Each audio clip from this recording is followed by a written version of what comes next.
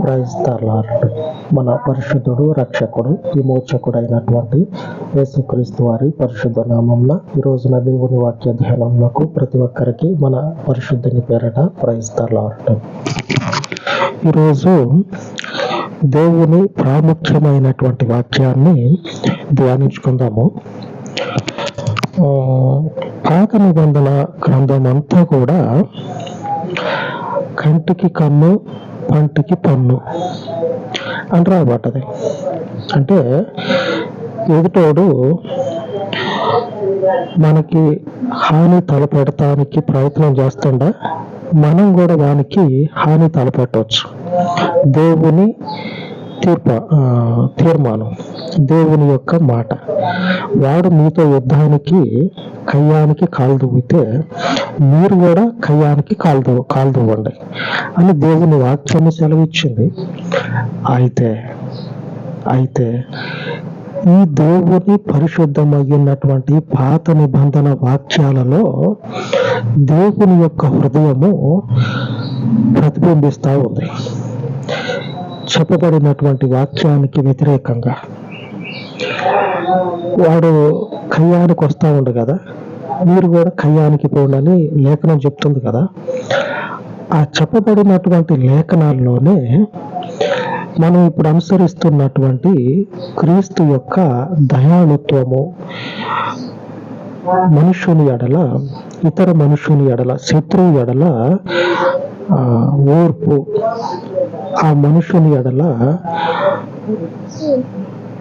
దేవుడే చూసుకుంటాడు అని వాడిని విడిచిపెట్టేటువంటి స్వభావము పాత నిబంధన కాలంలో కూడా కనపడతా ఉంది. దేవుని యొక్క హృదయాన్ని మనం అర్థం చేసుకోవాలా. ఈ కొత్త నిబంధన కాలంలో యుద్ధం చేయటం లేదు, ఒకళ్ళొకళ్ళు తన్నుకోవటం లేదు అని చెప్పినని మనం అనుకుంటా ఉన్నాం. నిజానికి ఆ పాత నిబంధన కాలంలో కూడా, ఆ రోజుల్లో కూడా దేవుని ఆత్మ ఒక మనుషునికి హాని తలపెట్టొద్దు అని చెప్తా ఉంది. దేవుని ఆత్మ మొదటి నుంచి కూడా ఇతర మనుషుల శత్రువులకి హాని అనేది తలపెట్టొద్దు అని లేఖనం చెప్తా ఉంది. ధ్యానించుకుందాం వాటి గురించి. ఆదికాండము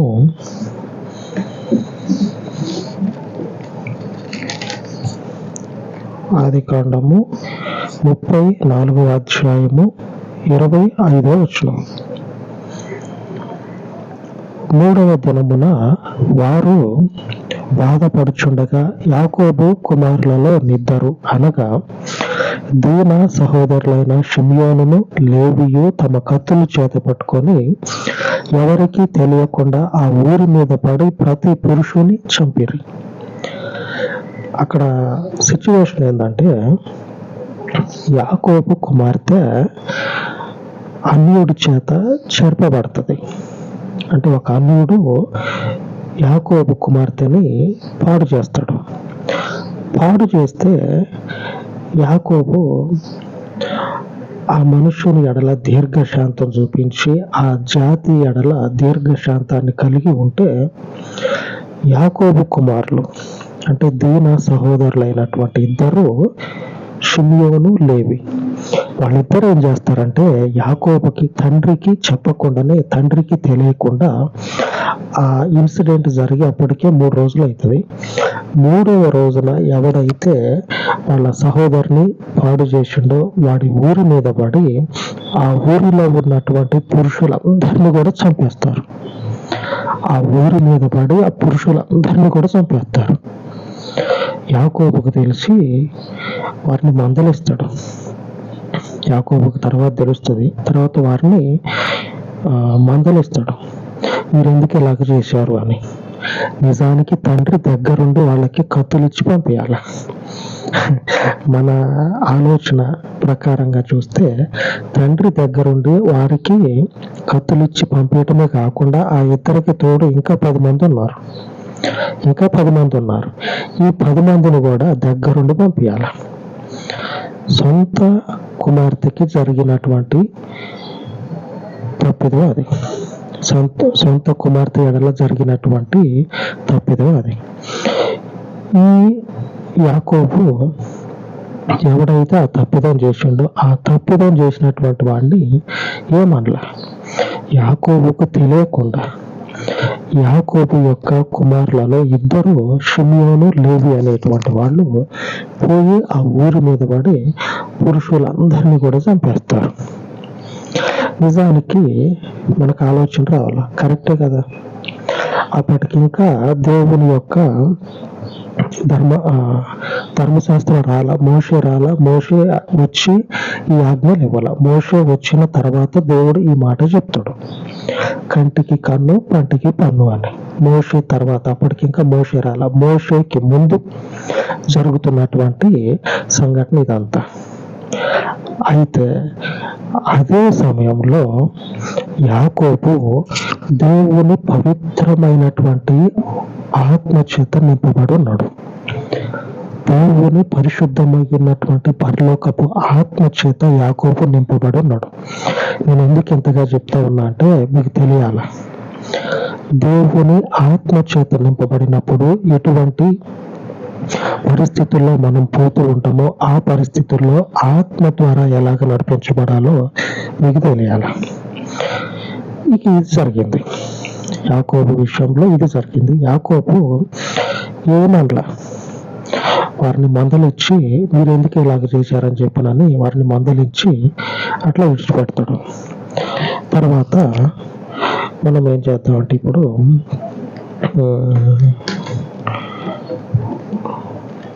గలతీయులకు రాసిన పత్రిక చూద్దాం. మరలా అక్కడికి వెళ్దాం, ఆది కాండంలోనికి మరలా వెళ్దాం. గలతీయులకు రాసిన పత్రిక 5వ అధ్యాయము 22వ వచనం. అయితే ఆత్మఫలమేమనగా ప్రేమ, సంతోషము, సమాధానము, దీర్ఘశాంతము, దయాళుత్వము, మంచితనము, విశ్వాసము, సాత్వికము, ఆశా నిగ్రహము. ఆత్మఫలము దేవుని ఆత్మ చేత నింపబడి ఉంటే ఇవన్నీ కూడా ఒక మనుషుని జీవితంలో నుంచి బయటకు వస్తాయి. మరలా ఒకసారి, ప్రేమ, సంతోషము, సమాధానము, దీర్ఘశాంతము, దయాళుత్వము, మంచితనము, విశ్వాసము, సాత్వికము, ఆశా నిగ్రహము. ఇవన్నీ కూడా ఎవరైతే దేవుని ఆత్మ చేత నడిపించబడతారో వారి జీవితంలో నుంచి బయటకు వస్తూ ఉంటాయి. ఆయా సందర్భాల్లో బయటకు వస్తూ ఉంటాయి. దేవుని పరిశుద్ధ వాక్యము సెలవిస్తూ ఉంది.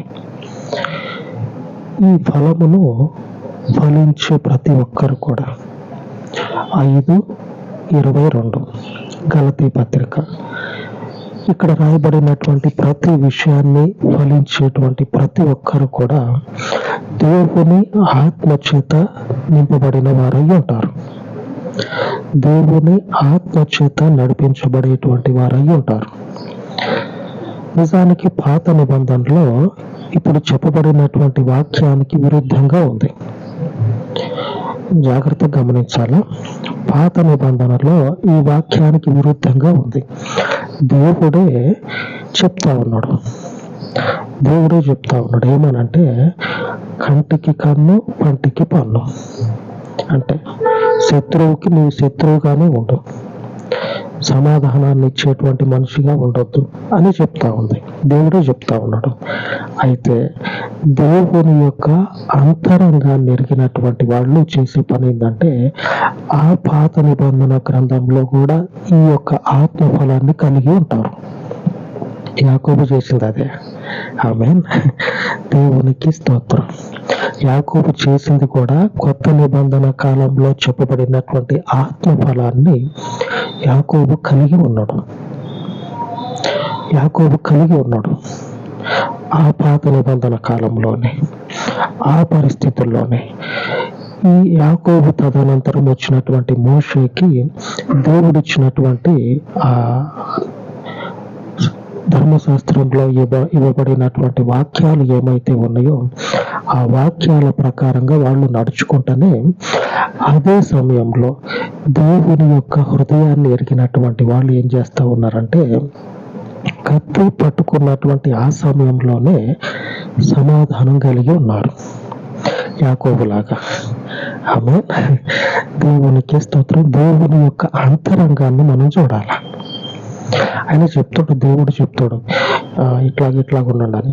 కానీ ఆయన అంతరంగంలో ఉన్నటువంటి ఆయన యొక్క హృదయము ఆవిష్కరించేది ఏంటంటే, ఆయన మనస్సు ఏంటంటే, మనుషుడు నీకు విరోధంగా ఉన్నటువంటి నీ శత్రువు ఎవరైతే ఉన్నారో ఆ శత్రువుకి నీకు శత్రువు కావచ్చు, అయినా నువ్వు వానికి శత్రువుగా ఉండకుండా దేవునికి అప్పచెప్పాలి. శత్రువు అయితే హాని తలపెట్టొద్దు, చేతులతోటి హాని తలపెట్టొద్దు, ఏదైనా సరే చేసి హాని తలపెట్టొద్దు. ఒకవేళ నీవు దేవుని ఆత్మ చేత నింపబడినటువంటి మనుషుడు అయితే ఎదుటున్నటువంటి శత్రువు నీకు శత్రువు కాక నీలో ఉన్నటువంటి దేవునికి శత్రువు. అంటే దేవునికి శత్రువు అయితే దేవుడు తీర్పు తీరుస్తాడు. మనం ఏం చేయాలంటే ఆత్మ ఫలాన్ని కలిగి ఉండాలి. విశ్వాసము, మంచితనము, ఆశ, నిగ్రహము. ఆయన మీద ఉన్నటువంటి ఆశ అనేది మనల్ని నిగ్రహించుకునేటట్లు చేయాలి. అంత కోపం ఉంది యాకోబుకి. ఒక్కగానొక్క కూతురు, 12 మంది కొడుకులు, ఒక్క కూతురుని అన్యుడు జాతుల మీదనే బతికేటువంటి రోజు. ఎట్లాగంటే మనకి ఎట్లాగున్నాయి, నువ్వు ఆ కులం నేను ఈ కులం అని చెప్పినని, నీది ఆ మతం నాది ఈ మతం అని. అట్లాగా ఆ రోజుల్లో నాది జాతి నీది ఆ జాతి అని వాటి కొరకు బతికేటువంటి జీవితాలు, వాటి కొరకే బతికే జీవితాలు. ఆ జీవితాల్లో దేవుని కొరకు బతికేటువంటి ఈ మనుషుడు, ఆ జీవితాల్లోనే దేవుని కొరకు బతికేటువంటి ఈ మనుషుడు వేరొక జాతి మనుషుడు వచ్చి ఒక్కగానొక్క కూతుర్ని పాడు చేస్తే మీరెందుకు ఆ మనుషునికి ఇట్లాగ చేశారని మందలిస్తా ఉన్నాడు. ఇంకొక లేఖనం చదువుకుందాం.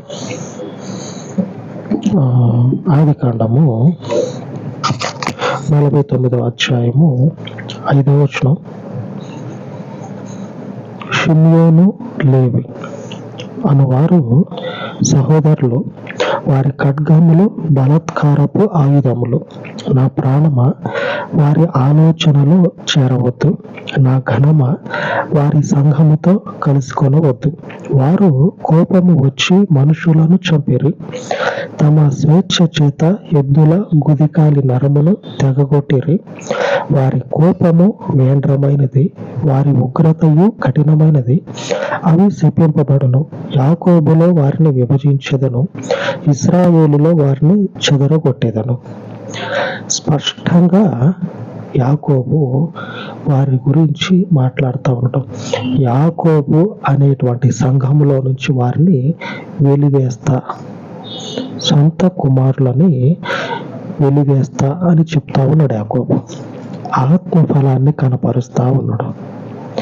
వాళ్ళకి కోపం వచ్చి మనుషుల్ని చంపారంట. పవిత్రమైనటువంటి దేవుని మార్గమందు ఉన్నటువంటి వారు చేయకూడనటువంటి పని చేస్తే యాకోబు ఏమంటా ఉన్నాడంటే, యాకోబులో వారిని విభజించి పక్క కూర్చోండి అయ్యలారా, మీరు ఇక్కడనే ఉండండి అని పక్క కూర్చోబెడతా. ఇశ్రాయేలులో వారిని ఏం చేస్తానంటే చెదరగొడతా. అంటే ఇశ్రాయేలీయులలో నుంచి వారిని చెదరగొడతా. ఎందుకంటే ఇశ్రాయేలీయులలో కలవవలసినటువంటి వారు కాదు. షిమ్యోను, లేవి వీళ్ళిద్దరిని కూడా దేవుని సమాజంలో నేను కలవనివ్వను. ఎందుకంటే ఆత్మఫలము లేదు, వారు ఆత్మ చేత నడిపించబడేటువంటి వారు కాదు. ఎంతటి ఆత్మఫలాన్ని దేవుని ఆత్మ చేత నింపబడి మాట్లాడుతూ ఉన్నటువంటి మాటలో చూడండి. దేవుని మాటల చేత, దేవుని ఆత్మ చేత నింపబడి ఎంతగా మాట్లాడుతూ ఉన్నాడో చూడండి. దేవుని ఆత్మ ఫలాన్ని కలిగి ఉండాల. యాకోబులాగా వారిని విభజిస్తా, ఇశ్రాయేలులో వారిని చెదరగొడతా. వారితో నువ్వు కలుసుకోవద్దు. 5వ వచనం నుంచి 7వ వచనం వరకు వారి గురించి చెప్పి వారిని దూరంగా ఉంచటము శ్రేయస్కరం. సంఘానికి, యాకోబుకి శ్రేయస్కరం, మంచిది అని చెప్తా ఉన్నాడు. వారిని శపిస్తా అని చెప్పని అంటా ఉన్నాడు. ఎంతటి పవిత్రమైనటువంటి ఆత్మ శత్రువు ఎడల నిష్పక్షపాతంగా ఉన్నదో చూడండి. పక్షపాతం అనేది ఏమీ లేదు. శత్రువు అయినా సరే పవిత్రమైనటువంటి ఆత్మ చేత నింపబడి ఇలాగ నడుచుకోవాలి. ఆత్మఫలం ఏమిటంటే, ఆత్మఫలం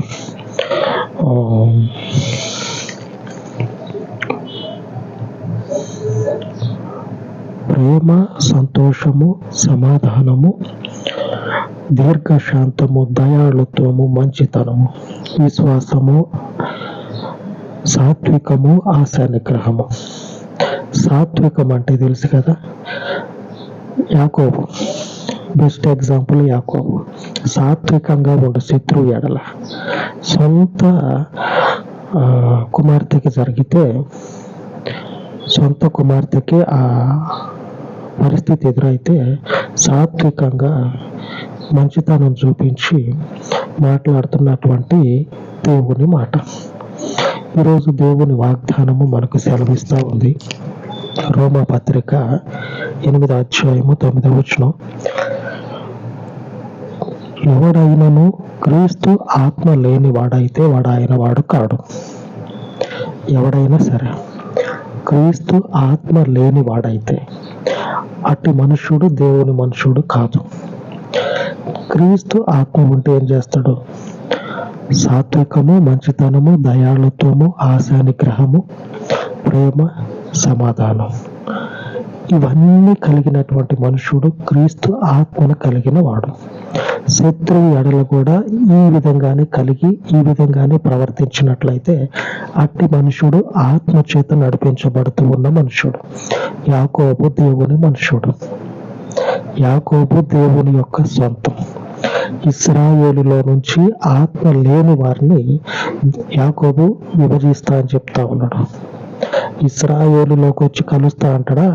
నువ్వు కలవద్దు నాయన, నువ్వు అక్కడనే ఉండు అని యాకోబు విభజిస్తా అని చెప్తుండు. అటు వారిని సంఘంలో కలవకుండా విభజిస్తా అని చెప్తుండు. ఎంతటి ఆత్మ కలిగి ఉన్నాడో చూడండి. ఆ పాత నిబంధన కాలంలోనే, ఆ మొట్టమొదటి రోజుల్లోనే మోషేకి దేవుడు చెప్పక ముందు దేవుని ఆత్మ కలిగి ఇలాగా నడుచుకున్నాడు. అదే దేవుడు మోషేకి చెప్తున్న మాట ఏంది? ఎదుటి మనిషికి మీరు, ఆ మనుషుడు యుద్ధానికి వస్తా అంటాడా, మీరు కూడా యుద్ధానికే పోండి. కానీ మరి పాత నిబంధనలో దేవుడు రెండు రకాలుగా ఎందుకున్నాడు? ఆత్మ ద్వారా యాకోబుని అలాగెందుకు నడిపించాడు? మోషేకి ధర్మశాస్త్రం ఇచ్చి ఎలాగెందుకు చెప్పాడు అంటే, ఆయన హృదయాంతరంగాన్ని ఎరిగినటువంటి వారు యాకోబులాగా ప్రవర్తిస్తారు. అంటే దేవుడు తప్పు కాదని కాదు, దేవుడు కరెక్టే. వారి పరిస్థితుల్లో దేవుడు వారికి ఏమని చెప్పిండంటే, ఆ రాజ్యముడు, పక్క రాజ్యముడు యుద్ధానికి వస్తా అన్నాడా, నువ్వు యుద్ధానికే పో. వాడు సమాధానంగా ఉంటే సమాధానంగా ఉండమన్నాడు. దేవుడు సమాధానంగా ఉన్నటువంటి వానికి యుద్ధం చేయమని చెప్పాల. యుద్ధానికి వచ్చినటువంటి వానికే యుద్ధం చేయమని చెప్పి వాడు కన్ను పన్ను ఓడగొట్టడానికి వస్తాడు. మీరు సమాధానానికి పోతే దేవుని ముందు మీరు నిలబడరు కదా, ఇంకేడ వాడు చంపేస్తాడైతే మీరు పోయి దేవుని ముందు ఆయన నిలబడతారు. అందుకే దేవుడు చెప్తా ఉన్నాడు, వాడు యుద్ధమని కాలు దువ్విండా, నువ్వు కూడా యుద్ధానికే పో. వాడు యుద్ధానికి వచ్చినప్పుడు నువ్వు కూడా యుద్ధమే చేయి అని దేవుడు అట్లా చెప్పాడు.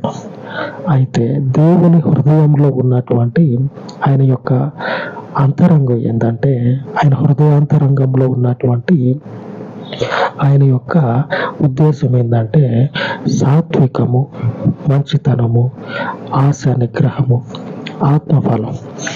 ఈ ఆత్మఫలము కలిగిన వారు క్రీస్తు మనుషులుగా అప్పుడు ఉంటారు, ఇప్పుడు ఉంటారు.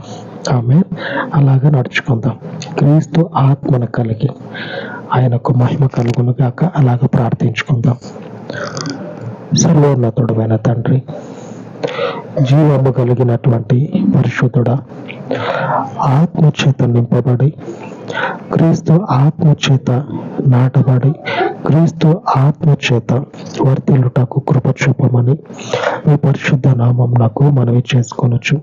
మీ శక్తి కలిగినటువంటి నామం నాకు ప్రార్థిస్తూ ఉండగా, ఎందరైతే ఆత్మచేత నడిపించబడతారో వారందరూ కూడా క్రీస్తు వారు అని లేఖనము సెలవిస్తూ ఉండగా, ఆత్మ ఫలమును కలిగి జీవించుటకు, ఆత్మ ఫలము చేత నింపబడుటకు మీ ప్రజలకు తండ్రి, మీ పరలోకపు దయ కలిగినటువంటి ఆత్మను సమృద్ధిగా వర్షము వలె కుమ్మరింపచేయమని, మీకు మహిమ ఘనత ప్రభావములను కలుగజేసుకొనమని ఈ మనవులన్నిటినీ కూడా మీ పాదముల యొద్ద చేర్చి యేసు నామమున ప్రార్థించి వేడుకొనుచున్నాను తండ్రి. ఆమేన్, ఆమేన్. మన పరిశుద్ధుడైన దేవుని కృప మనకు తోడై ఉండను కాక. ఆమేన్, ఆమేన్.